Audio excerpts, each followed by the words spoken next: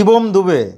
শিবম দুবে একজন একজন এমন একজন প্লেয়ার বা এমন একজন অলরাউন্ডার যে হয়তো ম্যাচ উইনিং কিন্তু না, মানে ম্যাচ উইনিং পয়েন্টে গিয়ে ম্যাচকে তুলে নিয়ে একদম ম্যাচ জিতিয়ে পরে উঠেছে সেটা কিন্তু না, বা বল হাতে যে বিরাট কিছু পারফরমেন্স দেখেছে সেটাও কিন্তু না।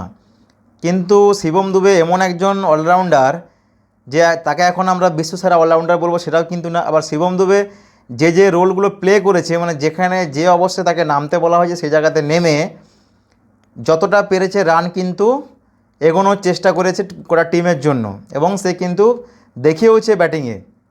বল হাতে অতটা হয়তো পারফরমেন্স দিতে পারেনি, মার খেয়েছে, ডুবিয়েছে, কিন্তু ব্যাট হাতে সে কিন্তু পুষিয়ে দিয়েছে।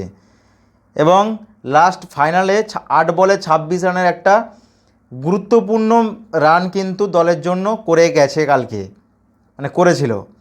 তো প্রথমে যদি আসি, পাকিস্তানের বিপক্ষে কিন্তু 27 রানের একটা ইনিংস খেলেছিল, 17 বলে রান আউট হয়েছিল। নেদারল্যান্ডের বিপক্ষে 66 রানের একটা ঝোড়ো ইনিংস খেলেছিল 31 বলে। এবং দক্ষিণ আফ্রিকার বিপক্ষে ভারত হেরেছিল ঠিকই, কিন্তু সে প্রাণপণ কিন্তু চেষ্টা করেছিল, 42 রান করেছিল 37 বলে। ওয়েস্ট ইন্ডিজের বিপক্ষে যেটা ডু অর ডাই ম্যাচে শেষে নেমে যে দুটো বাউন্ডারি মেরেছিল 4 বলে 8। এবং ইংল্যান্ডের বিপক্ষে সেমিফাইনালে 25 বলে 43 রান করেছিল ইংল্যান্ডের বিপক্ষে, সেখানেও কিন্তু রান আউট হয়ে যায় শিবম দুবে। এবং ফাইনালে নিউজিল্যান্ডের বিপক্ষে কালকে সেটা কিন্তু 26 রান করেছে 8 বলে, স্ট্রাইক রেট 300-র উপরে। তো বল হাতে ডুবিয়েছে শিবম দুবে ঠিকই, কিন্তু ব্যাট হাতে সে কিন্তু এক প্রকার বলা যেতে পারে খলনায়কের ভূমিকায় কিন্তু পালন করে গেছে।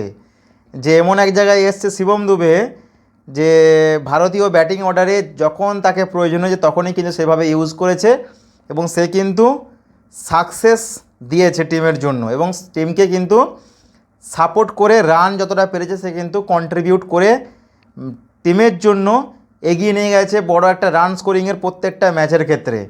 শিবম দুবে সত্যি একজন ভরসাযোগ্য অলরাউন্ডার বলা যেতে পারে। বিগত দিনে যে সমস্ত সামনে খেলা হবে তাকে চোখ বন্ধ করে কিন্তু ভরসা করা যেতে পারে। Thank you Shivam Dube, thank you আবারও শিবম দুবে, যে এইরকম পুরো টুর্নামেন্ট জুড়ে এত ভালো, এবং যে যখন পজিশনে 5, 6, 7 যখন যা পজিশনে নেমেছে সেখানে কিন্তু সে রেজাল্ট দিয়েছে।